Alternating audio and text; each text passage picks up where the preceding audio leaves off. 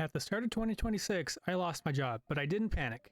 Well, I panicked a little, but not as much as you might expect because I had spent the last 10 years preparing for early retirement. Instead of a devastating event, the layoff has allowed me to trial run my fire life and experience living in Japan for 6 months without any work obligations. But I'm skipping some steps there, aren't I? How did I manage to save enough to sustain my life? How did these savings goals impact my day-to-day life while I was still working? How did I end up in Japan? And is my current lifestyle truly sustainable? So this isn't a how-to video or a guide to early retirement. No, this video will summarize the last 10 or so years of my life to explore how I ended up in my current situation. It's had some ups and downs, but hopefully some people will find the journey interesting. Before getting into it, please subscribe for more videos about living in Japan, and I'd love it if you join the community Discord. We have some great people there, and it's fun chatting about Japan, finances, and any other topic you might like. But now, let's roll back to my college days to see where my fire journey to Japan started. I began college at 17 years old in 2011. It was just a SUNY school, nothing particularly noteworthy, but I did have a couple uncertain years before I finally settled on computer science as my primary degree in my third year. I will fully admit that the choice was very much motivated by the salary possibilities rather than true passion. I did great in the early classes and struggled in the upper levels, but through a series of lucky events, I ended up graduating in 2016 with not only the bachelor's in computer science, but a bachelor's in history and a master's in computer science and engineering. I was also a teaching assistant in that last academic year, so if you happen to take Computer Science 101 at the University of Buffalo around that time, then I may have taught you, or at least graded your assignments. I had a partial scholarship for my undergrad years, but I had to pay for the entire grad school portion myself with loans. I lived with my family rather than on campus throughout all 5 years, and it helped keep my loans a bit lower, but the debt was still adding up year over year. My main life lesson from college is that it's good that I chose a major that had a good rate of return in terms of possible salary. I doubt my life would be anywhere near the same if I had the history degree, for example. I was hopeful that my studies would help me get a job in my dream city. As you may have guessed, I had my eyes set on Seattle. That's right, after graduation, I never even considered leaving the country. I had dollar signs in my eyes, and Seattle seemed like a great target. However, this is when I found out something about myself.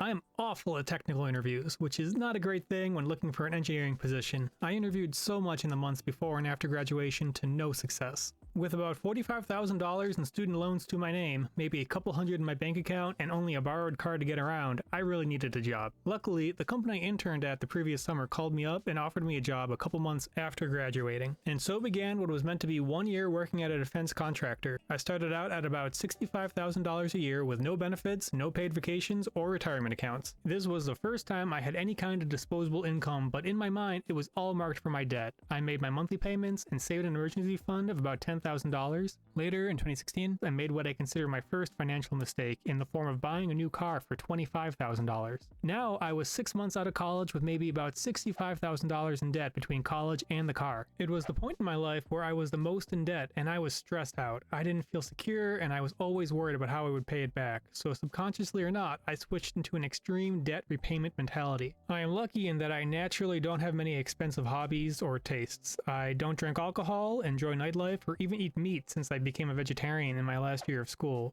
I don't even like coffee, so I didn't have those small daily purchases like a Starbucks run that might build up over time. Some commenters in prior videos have implied that I was a trust fund kid with rich parents, and while that certainly isn't the case, my parents were gracious enough to allow me to stay in my childhood home in these post-college years for minimal cost. So I just put my head down and worked with minimal expenses and very low recreational spending. Maybe a new game once a year at most, for example. Before I knew it, a year had come and gone. I was always trying to apply for new companies, but I continued to struggle. My car had been paid off since it was the loan with the higher interest rate, but I still had college loans. So I renewed my work contract and went back to grinding to pay off the debt. Halfway through the second year, I realized that my Seattle dream might not be a possible reality, so I worked with my company to transition to a direct hire role instead of a contract role, and that gave me benefits for the first time. I was able to accrue vacation time, I finally had a 401k, and I received a pay bump. And like that, the year started to roll by. I managed to pay off my student loans in 2018. I started to acquire credit cards, but to this day I have never paid a cent of interest on them. I usually pay them off every week and treat them as debit cards with perks. My takeaway from this part of my life is that I'm happy I was able to prioritize my debt. It was hard to not fully enjoy life in the years after college with my new income, but the rest of my life has been improved greatly from ridding myself of the debt as fast as I could. I could finally relax relax a little, but I was still living with my family. I was a working adult and it just wasn't sitting right with me, so I told myself I would work one more year to finally have decent savings and then finally move out on my own. But around this time, I became good friends with someone new at my job that was really into anime.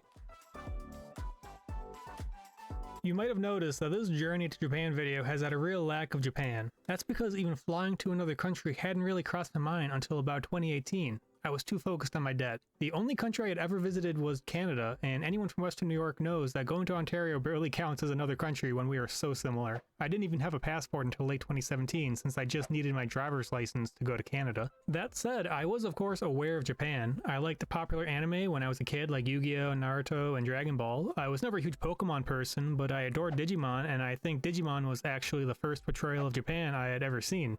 But I was not a hardcore fan by any means. Then I made a new friend at work in mid-2017, and he was really into anime and Japanese culture, so I started to watch some as a way to have stuff to talk about. I ended up watching a lot in 2017 and 2018, and they have impacted me more than I might fully realize. And not always in a good way for that matter. For example, I randomly watched Fate, and that led to me playing Fate Grand Order on my phone during downtime at work. I have never added up the amount I spent over those couple years, but it is definitely a few thousand at least. Another big financial mistake, so I don't recommend gacha games. I still play, but I don't spend money anymore. But there were some good experiences for sure, but I credit two other anime specifically for making me want to actually visit Japan. Your Name and A Place Further Than the Universe. Your Name was beautiful and made Tokyo look like a magical place, a place I really wanted to experience for myself, while A Place Further Than the Universe made me want to get out of my comfort zone. The world was a big place and I wanted to start experiencing it, and maybe eventually see the penguins in Antarctica itself. I suddenly had an interest in visiting Japan. I started to watch YouTube content about it, even looking at if it was feasible to take a gap year to teach there since I was getting a bit burned out from my engineering job. I wanted to explore the world, and I wanted to start with Japan. I had just finished paying off my debt, so now it is time to build up a nest egg and consider the world outside of not just Western New York, but outside of the US. I learned that I needed a goal, a real tangible goal, to set my sights on. For the first time in my life, at 26 years old, it was time to go on a vacation.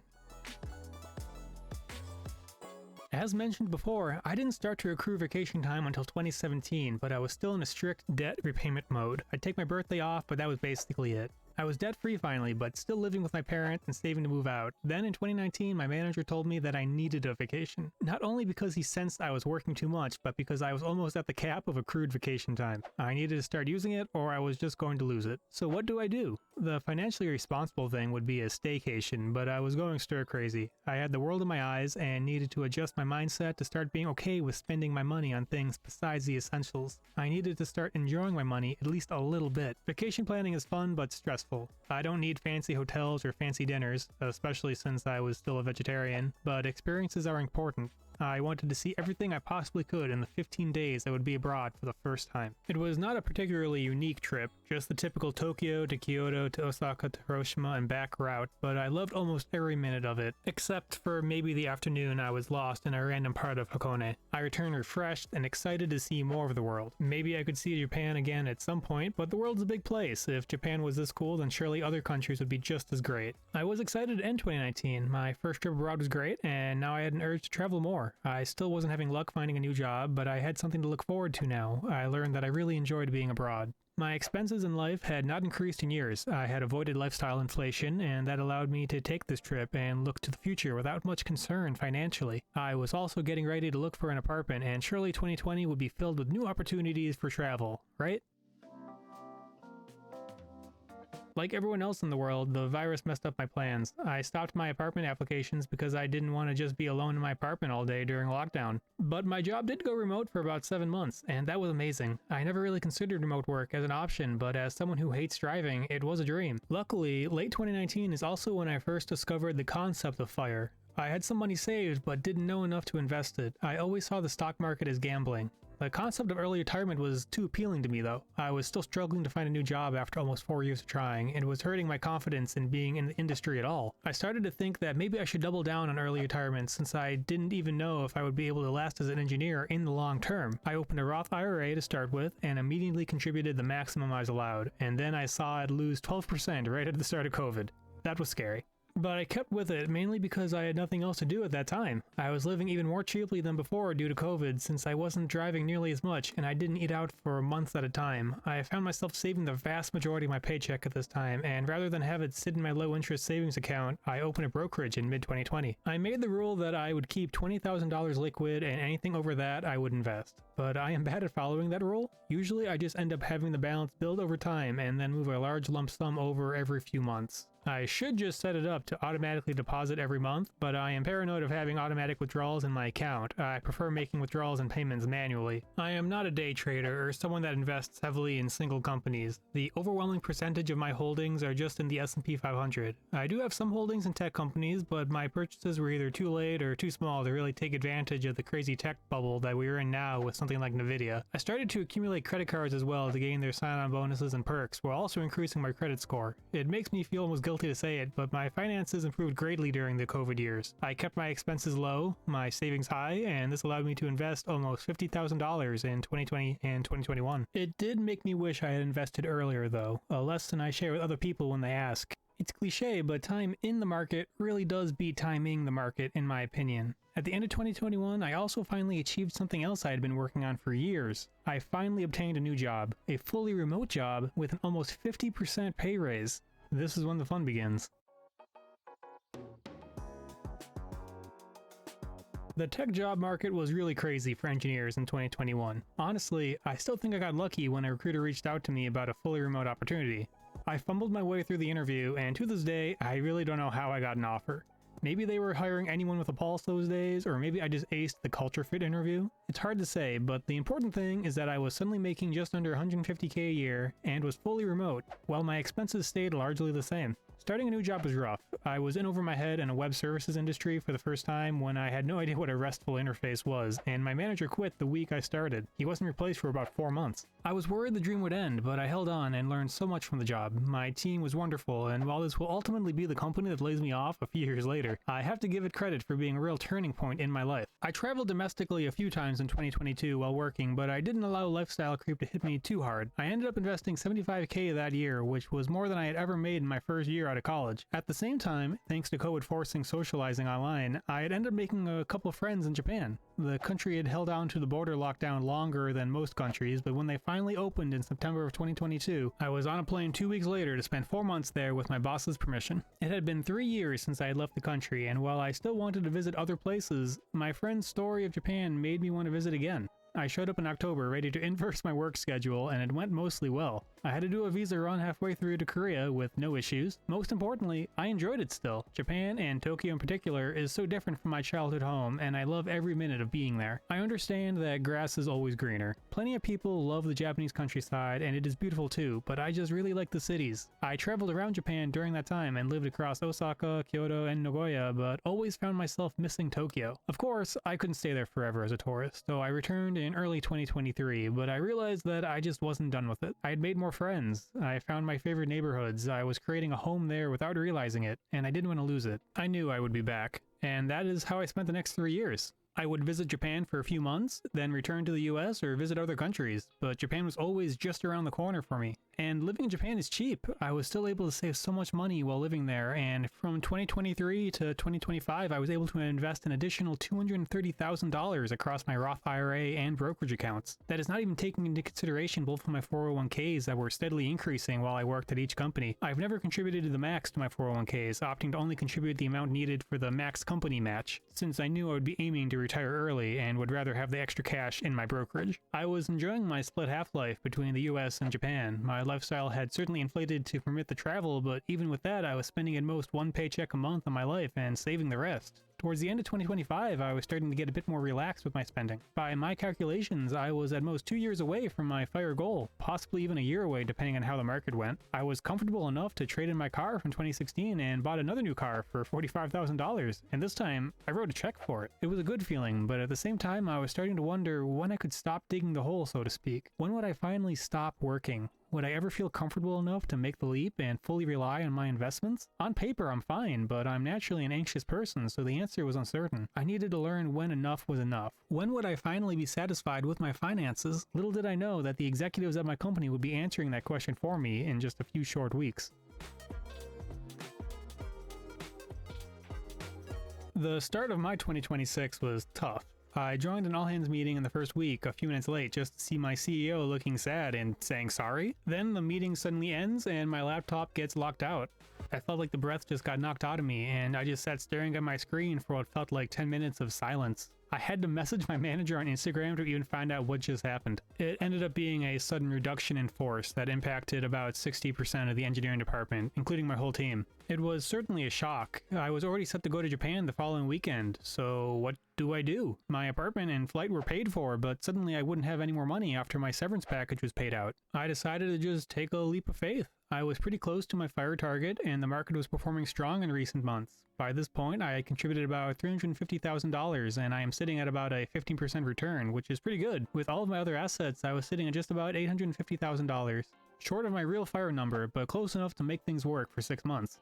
This would be my test run. I could finally see what it was like to just enjoy life in Japan without having to work. Thanks to my severance package, I wouldn't even need to withdraw any cash from my brokerage. I probably would need to cut out any extra flights or weekend trips I was possibly hoping to make during that time, but I was confident that I could last 6 months in Tokyo with little issue. If anything else, I was just excited at the prospect of not having to work nights in Japan. I could finally see Tokyo in the morning on a regular basis. And so far, it's been pretty good. The market has been rough at times for sure, but after 6 months, my overall net worth is higher than it was at the start of the year. I realize that these things are mostly unpredictable, and I do believe we are in a bubble, but for now, it is working for me. Will it last forever? I have no idea. I don't plan that far ahead, to be honest, but if I hadn't been laid off, then I would not have made this YouTube channel. So at this point, I am happy with how things have turned out so far. Could this channel become a source of income in the future? It's possible, but even if it doesn't, I find it a great creative outlet. Making videos and exploring Japan is more fun than coding all day, that's for sure. More than any time in the past, I've learned what makes me happy, and that is the most important lesson for me. I'm happy enough that I've committed to more of this life.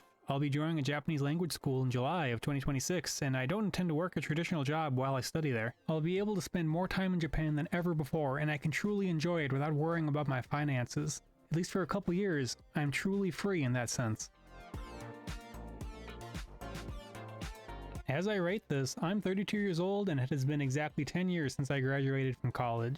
I don't think I sometimes give myself enough credit for how crazy aspects of my life have been. Jumping between various majors in school to randomly end up with 3 degrees, being lucky enough to not have expensive hobbies, randomly coming to enjoy Japan because of a friend I made at a job I didn't intend to keep, being able to save a huge amount of money due to COVID stopping me from moving out, getting a remote job where my team was happy to let me work abroad, and losing my job right as I'm about to travel to Japan for another 6 months. I was even a volunteer firefighter for several years there, but that didn't really fit into the story. I said at the start this isn't a guide to hitting your fire or retirement goals. You might say this is just the story of how I bought my freedom to live in Japan for the foreseeable future. It wouldn't work for everyone, but I do think there are some financial life lessons to be learned that I would try to keep in mind if I had to do it all over again. 1. If you are going to college or trade school, pick an area of study that has a promising rate of return that would justify the cost of study. 2. Prioritize paying off debts, especially if they have interest. 3. Establish a tangible goal for yourself that you can work towards. 4. Avoid intense lifestyle inflation. 5. Invest as early as you can once your debts are paid off.